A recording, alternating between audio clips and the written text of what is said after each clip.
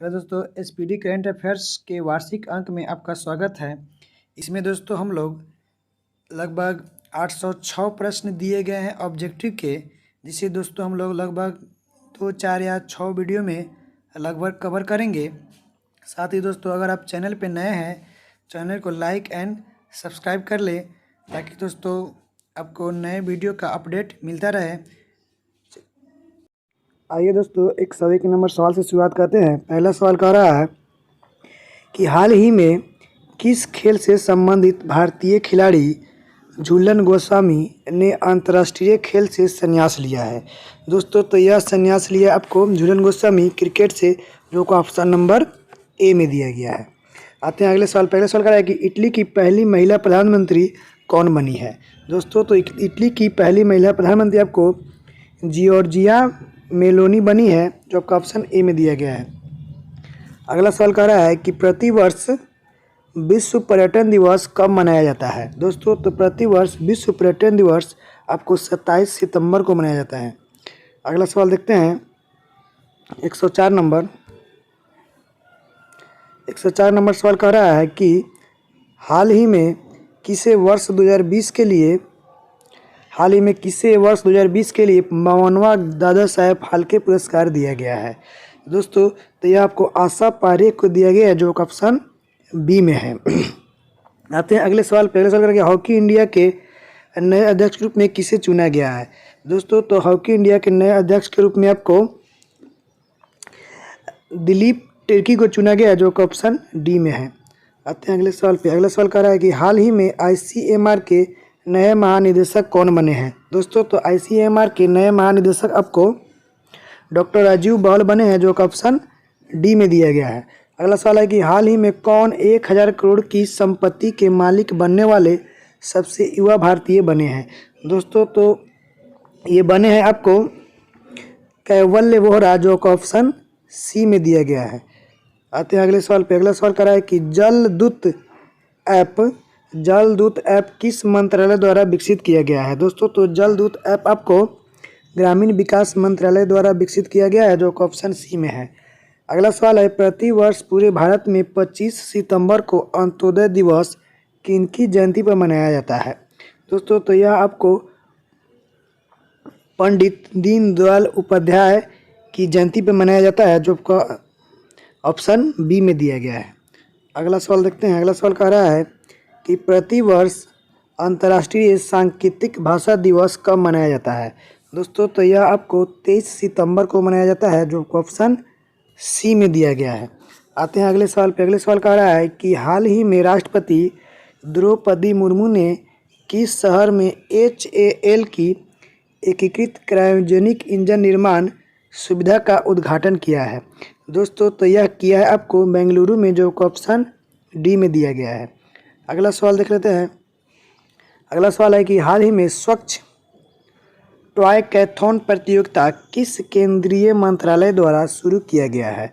दोस्तों तो यह शुरू किया गया आपको आवास एवं शहरी कार्य मंत्रालय, जो ऑप्शन बी में है।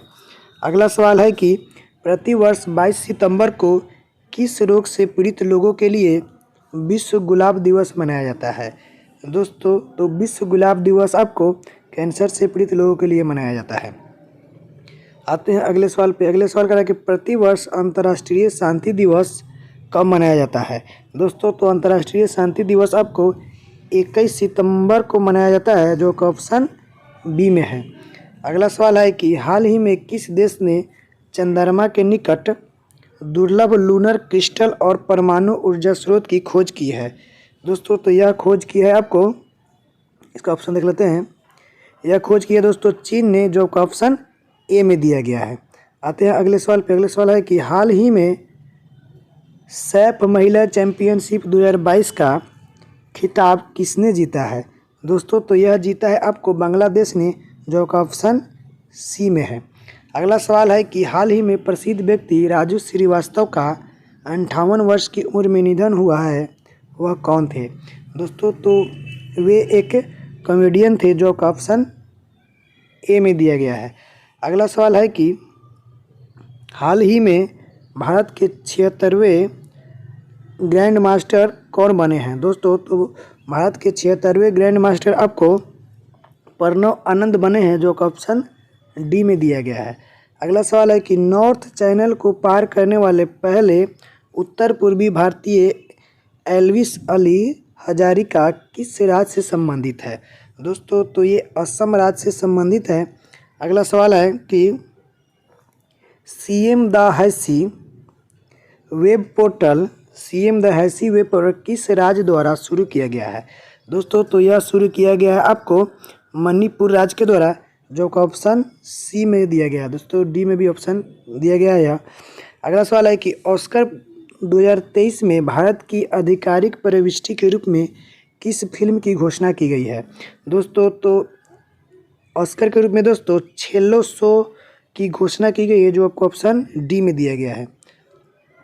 अगला सवाल है कि हाल ही में किस खेल से संबंधित पूर्व भारतीय खिलाड़ी नरेश कुमार का 93 वर्ष की उम्र में निधन हुआ है?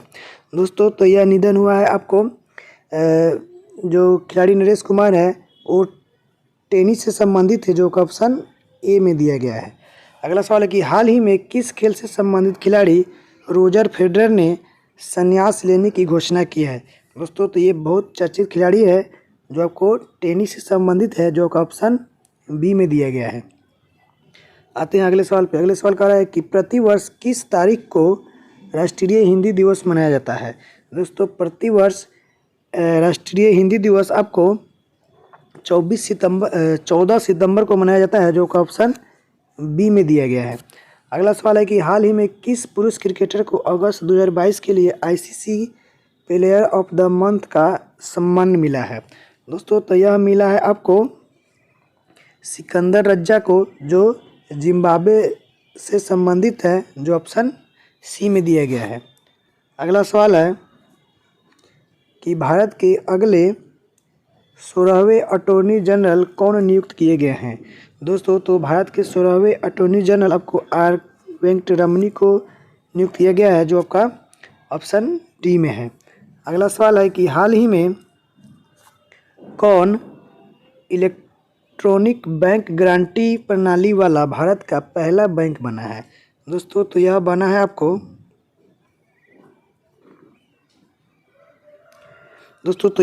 आपको HDFC बैंक, जो का ऑप्शन ए में दिया गया है।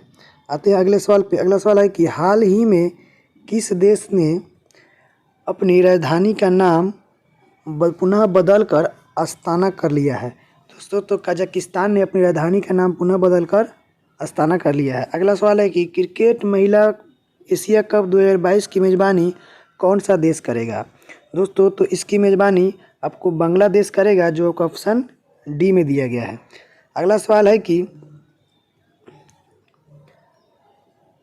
भारत, फ्रांस और संयुक्त अरब अमीरात के बीच पहली त्रिपक्षीय विदेश मंत्रियों की बैठक किस देश में आयोजित की गई है? दोस्तों तो यह इसका आयोजन आपको USA में की गई है, जो ऑप्शन सी में है। अगला सवाल है कि अमेरिकन एक्सप्रेस इंडिया के नए CEO कौन बने हैं? दोस्तों तो इसके नए CEO आपको संजय खन्ना बने हैं, जो का ऑप्शन सी में दिया गया है। अगला सवाल देखते हैं। अगला सवाल है कि किस टेनिस खिलाड़ी ने US ओपन 2022 चैंपियनशिप में पुरुष एकल का खिताब जीता है? दोस्तों तो यह जीता है आपको कार्लोस अल्काराज ने, जो का ऑप्शन डी में दिया गया है। अगला सवाल है कि वर्ष 2023 में ब्रिक्स शिखर सम्मेलन की अध्यक्षता कौन सा देश करेगा? दोस्तों तो यह आपको दक्षिण अफ्रीका करेगा, जो को ऑप्शन बी में दिया गया है। आते हैं अगले सवाल पे। अगला सवाल देख लेते हैं। अगला सवाल है कि किस राज्य सरकार ने मवेशी नियंत्रण विधेयक को वापस लेने का निर्णय लिया है? दोस्तों तो यह गुजरात राज्य ने वापस लेने का निर्णय लिया है। अगला सवाल है कि हाल ही में किस राज्य की सरकार ने इंदिरा गांधी शहरी रोजगार योजना शुरू की है? दोस्तों तो इंदिरा गांधी शहरी रोजगार योजना आपको राजस्थान सरकार ने शुरू की है, जो का ऑप्शन बी में दिया गया है। अगला सवाल है कि हाल ही में किस देश की क्रिकेट टीम ने एशिया कप 2022 जीता है? दोस्तों तो यह आपको श्रीलंका ने जीता है, जो आपको ऑप्शन सी में दिया गया है। अगला सवाल है कि हाल ही में संयुक्त राष्ट्र मानवाधिकार आयोग के नए प्रमुख कौन बने हैं। दोस्तों तो संयुक्त राष्ट्र मानव अधिकार आयोग के नए प्रमुख आपको ओलकर तुर्क बने हैं, जो कि ऑप्शन बी में है। अगला सवाल है कि हाल ही में यूएनडीपी द्वारा जारी वर्ष 2021 के मानव विकास सूचकांक में भारत को कौन सा स्थान मिला है। दोस्तों तो इसमें भारत को 132वां स्थान मिला है, जो आपको ऑप्शन ए में दिया गया है। इसे दोस्तों याद कर लीजिएगा, अच्छा सवाल है। अगला सवाल है कि हाल ही में भारतीय मूल की बैरिस्टर सुएला ब्रेवरमैन किस देश की नई गृह मंत्री बनी है। दोस्तों तो यह बनी है आपका, इसका ऑप्शन देख लेते हैं। दोस्तों तो यह बनी है आपका ब्रिटेन की, जो ऑप्शन बी में दिया गया है। आते हैं अगले सवाल पे। अगला सवाल है कि भारतीय नौसेना द्वारा 19 सितंबर 2022 को किस नौसेना जहाज को सेवा मुक्त किया गया, जिसने 32 साल तक अपनी सेवाएं दी थी। दोस्तों तो INS अजय P34 है, जिसने लगभग 32 साल तक अपनी सेवाएं दी थी, जिसको अब मुक्त कर दिया गया है। अगला सवाल है कि किस देश की लैब में विश्व में पहली बार आर्कटिक भेड़ियों की क्लोनिंग करके नया भेड़िया माया तैयार किया गया है। दोस्तों तो यह तैयार किया गया आपको, इसका ऑप्शन चीन ने, जो ऑप्शन डी में दिया गया है। चीन ने किया है। आते हैं अगले सवाल पे। अगला सवाल है कि भारतीय सेना ने 2023 की सेना दिवस परेड को किस क्षेत्र में स्थानांतरित करने का निर्णय लिया है। दोस्तों तो यह निर्णय लिया आपको दक्षिणी कमान में स्थानांतरित करने का, जो ऑप्शन ए में है। अगला सवाल है कि राष्ट्रीय राजभाषा कृति पुरस्कार प्राप्त करने वाली विज्ञान पत्रिका विज्ञान प्रगति किस संस्थान द्वारा जारी की जाती है। दोस्तों तो यह आपको CSIR द्वारा जारी की जाती है, जो ऑप्शन डी में दिया गया है। अगला सवाल देखते हैं। अगला सवाल है कि विश्व कुश्ती चैंपियनशिप में 4 पदक जीतने वाले पहले भारतीय कौन बन गया है। दोस्तों कोई भी अगर पहले भारतीय बनते हैं तो आपको एग्ज़ाम से बहुत इंपॉर्टेंट हो जाता है, एग्ज़ाम के व्यू से इंपॉर्टेंट हो जाता है। दोस्तों तो यह बने आपको बजरंग पुनिया, जो ऑप्शन बी में दिया गया है। अगला सवाल है कि कौन सा देश श्रीलंका के लिए सबसे बड़ा द्विपक्षीय ऋणदाता बनकर उभरा है। दोस्तों तो इसके लिए भारत उभरा है, जो ऑप्शन ए है। अगला सवाल देखते हैं। अगला सवाल कह रहा है कि वर्ष 2022-23 के लिए भारत के किस शहर को पहली बार SCO पर्यटन और सांस्कृतिक राजधानी के रूप में नामित किया गया है। दोस्तों तो यह नामित किया गया आपको वाराणसी को, जो ऑप्शन सी में दिया गया है। आते हैं अगले सवाल। पहले सवाल के प्रोजेक्ट चीता के तहत किस राष्ट्रीय उद्यान में चीतों को लाया गया है। दोस्तों तो कुन्नो राष्ट्रीय उद्यान में प्रोजेक्ट चीता के तहत चीतों को लाया गया है, जो ऑप्शन बी में है। अगला सवाल देखते हैं। अगला सवाल कह रहा है कि केंद्र सरकार ने राजपथ का नाम बदलकर क्या रखा है। दोस्तों तो केंद्र सरकार ने राजपथ का नाम बदलकर आपका कर्तव्य पथ रखा है, जो ऑप्शन सी में है। अगला सवाल है कि चक्रवाती तूफान शीतरंग का नामकरण किस देश ने किया है। दोस्तों तो इसका नामकरण आपको थाईलैंड ने किया है, जो ऑप्शन सी में है। अगले सवाल पे। अगले सवाल कर रहा है कि हाल ही में नीरज चोपड़ा किस चैंपियनशिप में जैवलिन में स्वर्ण पदक जीतने वाले पहले भारतीय बने हैं। दोस्तों तो इसमें आपको डायमंड लीग चैंपियनशिप में दोस्तों ये पहले स्वर्ण पदक जीतकर पहले भारतीय बने हैं। आते हैं अगले सवाल पे। अगला सवाल 151 नंबर देख लेते हैं। 151 नंबर सवाल कह रहा है कि 151 नंबर सवाल कह रहा है कि यूनाइटेड किंगडम के नए राजा कौन बने हैं। दोस्तों तो यूनाइटेड किंगडम के नए राजा आपको प्रिंस चार्ल्स तृतीय बने हैं, जो ऑप्शन ए में है। अगला सवाल है कि बांग्लादेश के किस शहर में मैत्री सुपर थर्मल पावर प्रोजेक्ट स्थापित किया गया है। दोस्तों तो यह स्थापित किया गया आपको खुलना में। आते हैं अगले सवाल पे। अगले सवाल है कि भारतीय मूल के वेदांत पटेल किस देश के विदेश विभाग के प्रधान उप प्रवक्ता बने हैं। दोस्तों तो ये बने आपको संयुक्त राज्य अमेरिका के, जो ऑप्शन बी में है। अगला सवाल है कि अखिल भारतीय फुटबॉल महासंघ के नए अध्यक्ष कौन बने हैं? दोस्तों तो इसके नए अध्यक्ष आपको कल्याण चौबे बने हैं, जो ऑप्शन डी में दिया गया है। आते हैं अगले सवाल पे। अगले सवाल कह रहा है कि हाल ही में किस भारतीय गायक के नाम पर कनाडा के मरखम शहर की एक सड़क का नाम रखा गया है? दोस्तों तो यह रखा गया आपको AR रहमान के नाम पर। ठीक है, आते हैं अगला सवाल पे। अगला सवाल है कि अस्थायी समुद्री पर्यटन के लिए एक वैश्विक digital platform green fins hub किस वैश्विक संस्थान से जुड़ा है? दोस्तों तो यह जुड़ा हुआ है आपको UNEP से, जो ऑप्शन सी में है।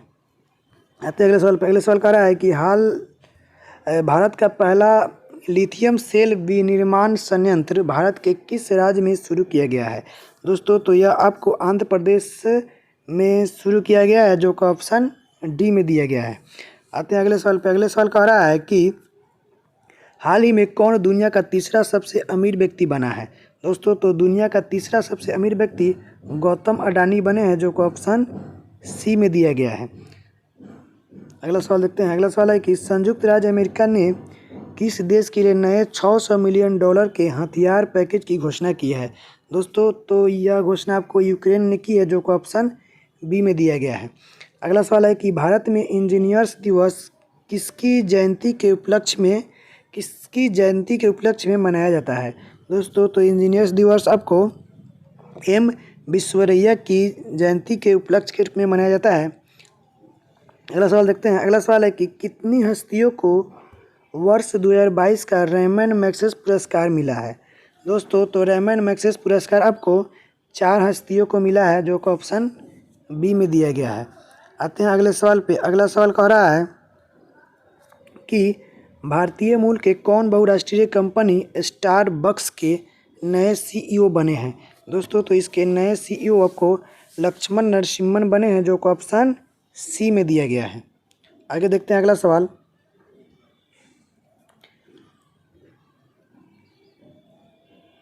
अगला सवाल आपको कह रहा है कि किस केंद्र शासित प्रदेश में भारत का पहला वर्चुअल स्कूल लॉन्च किया गया है? दोस्तों तो यह लॉन्च किया गया आपको दिल्ली में, जो ऑप्शन सी में है। अगला सवाल है कि हाल ही में किसे आकाशवाणी के समाचार सेवा प्रभाग की नई महानिदेशक के रूप में नियुक्त किया गया है? दोस्तों तो यह आपको वसुधा गुप्ता को नियुक्त किया गया है, जो ऑप्शन डी में दिया गया है। अगला सवाल देखते हैं। अगला सवाल है कि प्रतिवर्ष विश्व नारियल दिवस कब मनाया जाता है? दोस्तों तो यह मनाया जाता है आपको 2 सितंबर को, जो ऑप्शन ए में है।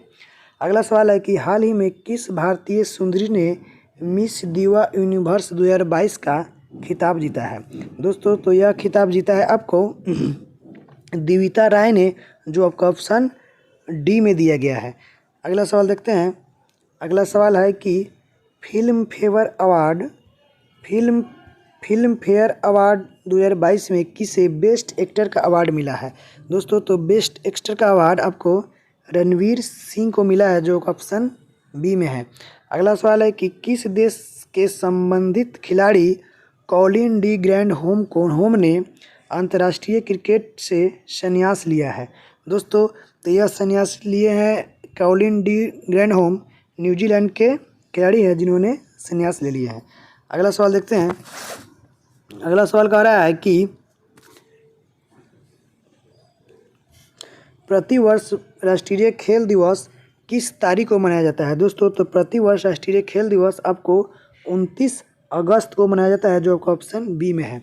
अगला सवाल है कि हाल ही में किस शहर में भारत का पहला क्षेत्रीय राष्ट्रीय रोग नियंत्रण केंद्र बनाने की घोषणा की हुई है? दोस्तों तो यह घोषणा हुई है आपको भोपाल, जो मध्य प्रदेश में स्थित है, जो ऑप्शन ए में दिया गया है। अगला सवाल देखते हैं। अगला सवाल है कि आगामी 2 वर्षों के लिए HDFC बैंक के नए MD एंड CEO कौन बने हैं? दोस्तों तो इसके नए MD एवं CEO आपको महेंद्र शाह बने हैं, जो ऑप्शन डी में दिया गया है। अगला सवाल है कि UEFA अवार्ड 2022 में किसे वर्ष का सर्वश्रेष्ठ पुरुष खिलाड़ी चुना गया है? दोस्तों तो यह चुना गया आपको करीम बेंजेमा को, जो ऑप्शन आपको सी में दिया गया है। अगला सवाल है कि हाल ही में विश्व चैंपियनशिप में 2 पदक जीतने वाले पहली भारतीय महिला रेसलर कौन बनी है? दोस्तों तो पहली भारतीय महिला रेसलर आपको विनेश फोगट बनी है, जो ऑप्शन सी में दिया गया है। अगला सवाल है कि किबिथु सैन्य शिविर का नाम किसके नाम पर रखा गया है? दोस्तों तो किबिथु सैन्य शिविर का नाम आपको जनरल बिपिन रावत के नाम पर रखा गया है। अगला सवाल देख लेते हैं। अगला सवाल कह रहा है कि हाल ही में किस राज्य ने स्कूल नाश्ता कार्यक्रम शुरू किया है? दोस्तों तो यह शुरू किया आपको तमिलनाडु ने, जो आपको ऑप्शन ए में है। अगला सवाल है कि 14 सितंबर 2022 को चंद्रग्रहण के दौरान कौन सा ग्रह दृष्टि से ओझल हो गया था? तो यह ओझल हो गया था आपका यूरेनस, जो ऑप्शन सी में दिया गया है। आते हैं अगले सवाल पे। अगले सवाल है कि भारत ने G20 प्रेसिडेंसी के दौरान किस देश को अतिथि के रूप में आमंत्रित करने का निर्णय लिया है? तो यह निर्णय लिया गया है आपको बांग्लादेश को आमंत्रित करने का, जो ऑप्शन डी में दिया गया है। अगला सवाल है कि भारत किस वर्ष G20 शिखर सम्मेलन की मेजबानी करेगा? तो भारत G20 शिखर की मेजबानी आपको 2023 में करेगा, जो ऑप्शन सी में दिया गया है। आते हैं अगले सवाल पे। अगले सवाल कर रहा है कि हाल ही में भारत के सबसे लंबे रबड़ बांध का उद्घाटन किस राज्य में किया गया है? तो इसका उद्घाटन आपको बिहार में किया गया है, जो ऑप्शन ए में दिया गया है। इसे दोस्तों बिहार एसएससी के लिए ये थोड़ा इंपॉर्टेंट हो जाता है, इसको आप लोग याद कर लीजिएगा। अगला सवाल है कि कौन से भारतीय शहर UNESCO global network of learning cities में शामिल हुए हैं? तो दोस्तों ये शामिल हुए हैं आपको वारंगल, त्रिशूर और नीलाम्बूर, जो ऑप्शन सी में दिया गया है। आते हैं अगले सवाल पे। अगले सवाल कह रहा है कि कौन सा राज्य पुरुष हॉकी विश्व कप 2023 की मेजबानी करेगा? तो इसकी मेजबानी उड़ीसा राज्य करेगी, जो ऑप्शन ए में दिया गया है। अगला सवाल है कि कांग्रेस पार्टी भारत जोड़ो यात्रा को कितने राज्यों तक संचालित करेगी? दोस्तों तो इसको संचालित दोस्तों लगभग आपको 12 राज्यों तक संचालित करने का अथी है, इसकी स्कीम है। हालांकि भारत का पहला जैव ग्राम किस राज्य में स्थापित किया गया है? दोस्तों तो भारत का पहला जैव ग्राम किस राज्य में स्थापित किया गया है? दोस्तों तो इसको आपको त्रिपुरा राज्य में स्थापित किया जाएगा, जो ऑप्शन किया गया है, जो को ऑप्शन सी में दिया गया है। अगला सवाल है कि भारत का पहला नाइट स्काई अभयारण्य किस राज्य या केंद्र शासित प्रदेश में खोला जाएगा? दोस्तों तो नाइट स्काई अभयारण्य आपको लद्दाख में खोला जाएगा, जो ऑप्शन आपको बी में दिया गया है। अगला सवाल देखते हैं। अगला सवाल है कि यूनाइटेड किंगडम के 56वें प्रधानमंत्री के रूप में किसे चुना गया है? तो यूनाइटेड किंगडम के 56वें प्रधानमंत्री के रूप में आपको लिज ट्रस को चुना गया है, जो ऑप्शन ए में दिया गया है। अगला सवाल है कि भारतीय सेना प्रमुख मनोज पांडे को किस देश में आर्मी जनरल की मानद रैंक से सम्मानित किया गया है? दोस्तों तो उन्हें आपको नेपाल में इस सम्मान से सम्मानित किया गया है, जो ऑप्शन डी में दिया गया है। आते हैं अगले सवाल पे। अगला सवाल कह रहा है कि किस संस्था ने कोविड-19 संबंधित भारत का पहला नेजल वैक्सीन विकसित किया है, जिसे DCGI की मंजूरी मिली है?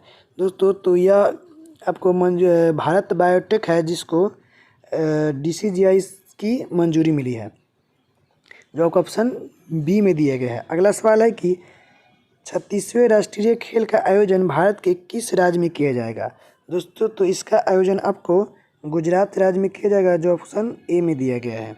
आते हैं अगले सवाल पे। अगले सवाल है कि भारत के किस राज्य में घटियाना द्विवर्ण नामक नई केकड़े की प्रजाति की खोज की गई है? दोस्तों तो इसकी खोज आपको कर्नाटक में की गई है, जो आपको ऑप्शन ए में दिया गया है। घटियाना, द्विवर, नमक, नई केकड़ी, याद कर लीजिएगा इसको। अगला सवाल है कि कौन सा देश यूनाइटेड किंगडम को पीछे छोड़ते हुए विश्व की 5वीं सबसे बड़ी अर्थव्यवस्था बन गया है। दोस्तों, तो यूनाइटेड किंगडम को पीछे छोड़ते हुए विश्व की 5वीं सबसे बड़ी अर्थव्यवस्था बनने वाला देश आपका अपना भारत है, जो ऑप्शन बी में दिया गया है। अगला सवाल कर रहा है कि किस भारतीय कंपनी ने गुजरात में भारत का पहला और दुनिया का सबसे बड़ा कार्बन फाइबर प्लांट बनाने की घोषणा की है। दोस्तों, तो यह घोषणा आपको रिलायंस इंडस्ट्रीज ने की है, जो ऑप्शन ए में दिया गया है। अगला सवाल है कि प्रधानमंत्री नरेंद्र मोदी ने किस सशस्त्र बल के लिए नए ध्वज का अनावरण किया है। दोस्तों, तो यह किया आपको भारतीय नौसेना ने, जो ऑप्शन बी में दिया गया है। अगला सवाल है कि किस राज्य ने किसानों के कल्याण के लिए रूरल बैकयार्ड पिगरी योजना शुरू की है। दोस्तों, तो यह शुरू की है आपको मेघालय राज्य ने, जो आपका ऑप्शन ए में दिया गया है। अगला सवाल है कि एशिया कप 2022 में कौन सी टीम सुपर 4 स्टेज के लिए क्वालिफाई करने वाली पहली टीम बन गई है। दोस्तों, तो यह बनी है आपको अफगानिस्तान की टीम, जो ऑप्शन ए में दिया गया है। अगले सवाल को देखते हैं। अगला सवाल है कि 67वें फिल्म फेयर पुरस्कार में लाइफ टाइम अचीवमेंट पुरस्कार से किसे सम्मानित किया गया है। दोस्तों, तो इसमें आपको सुभाष घई को लाइफ टाइम अचीवमेंट पुरस्कार से सम्मानित किया गया है, जो आपको ऑप्शन डी में दिया गया है। अगला सवाल है कि राष्ट्रीय अपराध रिकॉर्ड ब्यूरो NCRB की रिपोर्ट के अनुसार 2021 में किस शहर को भारत का सबसे सुरक्षित शहर घोषित किया गया है। दोस्तों, तो कोलकाता को सबसे सुरक्षित शहर के रूप में घोषित किया गया है, जो आपका ऑप्शन बी में दिया गया है। अगला सवाल है कि विश्व कैडेट जूडो चैंपियनशिप 2022 में स्वर्ण जीतने वाले पहले भारतीय कौन बने हैं। दोस्तों, तो स्वर्ण जीतने वाले पहले भारतीय आपको लिंथोई चनम्बम बने हैं, जो ऑप्शन बी में दिया गया है।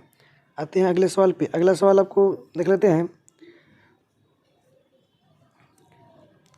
अगला सवाल कह रहा है कि हाल ही में प्रधानमंत्री नरेंद्र मोदी ने किस राज्य में भारत के पहले भूकंप स्मारक का उद्घाटन किए हैं। दोस्तों, तो प्रधानमंत्री ने पहले भूकंप स्मारक का उद्घाटन आपको गुजरात राज्य में किए हैं, जो ऑप्शन बी में दिया गया है। अगला सवाल है कि भारत के 49वें मुख्य न्यायाधीश के रूप में किसने शपथ ली है। दोस्तों, तो 49वें मुख्य न्यायाधीश के रूप में आपको उदय उमेश ललित ने जो शपथ ली है, जो ऑप्शन डी में दिया गया है। अगला सवाल देखते हैं। अगला सवाल है कि BWF विश्व चैंपियनशिप 2022 का पुरुष और महिला एकल वर्ग का खिताब किसने जीता है। दोस्तों, तो यह खिताब आपको विक्टर एक्सेल्सन और अकाने यामागुची ने जीता है, जो ऑप्शन बी में दिया गया है। अगला सवाल है कि महिला समानता दिवस प्रतिवर्ष कब मनाया जाता है। दोस्तों, तो महिला समानता दिवस आपको प्रतिवर्ष आपको 26 अगस्त को मनाया जाता है, जो ऑप्शन सी में दिया गया है। अगला सवाल है कि यूनेस्को शांति पुरस्कार 2022 से किसे सम्मानित किया गया है। दोस्तों, तो यूनेस्को शांति पुरस्कार 2022 से आपको एंजेला मर्केल को सम्मानित किया गया है, जो आपको एंजेला मर्केल का जो ऑप्शन बी में दिया गया है। अगला सवाल है कि हाल ही में राष्ट्रीय शिक्षक पुरस्कार 2022 के लिए कुल कितने शिक्षकों का चयन किया गया है। दोस्तों, तो इसके लिए आपको 46 शिक्षकों का चयन किया गया है, जो आपको ऑप्शन ए में दिया गया है। आते हैं अगले सवाल पे। अगले सवाल कह रहा है कि किस नेता की पुण्यतिथि पर न्यू इंडिया पुस्तक का विमोचन किया गया है। दोस्तों, तो यह न्यू इंडिया पुस्तक का विमोचन आपको अरुण जेटली की पुण्यतिथि पर किया गया है, जो ऑप्शन सी में दिया। अगला सवाल है कि भारत ने किस पड़ोसी देश के साथ 2 रेलवे परियोजनाओं के लिए परामर्श अनुबंध पर हस्ताक्षर किया है। दोस्तों, तो यह आपको बांग्लादेश के साथ ऐसा परामर्श अनुबंध पर हस्ताक्षर किया गया है। अगला सवाल है कि हाल ही में किस वरिष्ठ नेता ने भारतीय राष्ट्रीय कांग्रेस पार्टी के सभी पदों से इस्तीफा दे दिया है? दोस्तों, तो ये आपका गुलाम नबी आज़ाद है, जिन्होंने सभी पदों से इस्तीफा दे दिया, जो ऑप्शन डी में दिया गया है। अगला सवाल है कि हाल ही में आठवीं भारत ब्राज़ील संयुक्त आयोग की बैठक कहाँ आयोजित की गई है? दोस्तों, तो यह आयोजन आपको ब्राज़ीलिया में किया गया है, जो आपको ऑप्शन डी में दिया गया है। अगला सवाल है कि एशिया कप 2022 के लिए श्रीलंका क्रिकेट टीम के आधिकारिक राष्ट्रीय टीम प्रायोजक के रूप में अनुबंध किसने हासिल किया है? दोस्तों, तो यह हासिल आपको फेयर प्ले न्यूज़ ने किया है, जो ऑप्शन बी में दिया गया है। इस तरह से दोस्तों 101 से हम लोगों ने 208 तक की जितने भी ऑब्जेक्टिव थे उसको हमने कवर किया। इसके बाद दोस्तों अगले वीडियो में हम लोग इसके आगे का ऑब्जेक्टिव कवर करेंगे। धन्यवाद दोस्तों।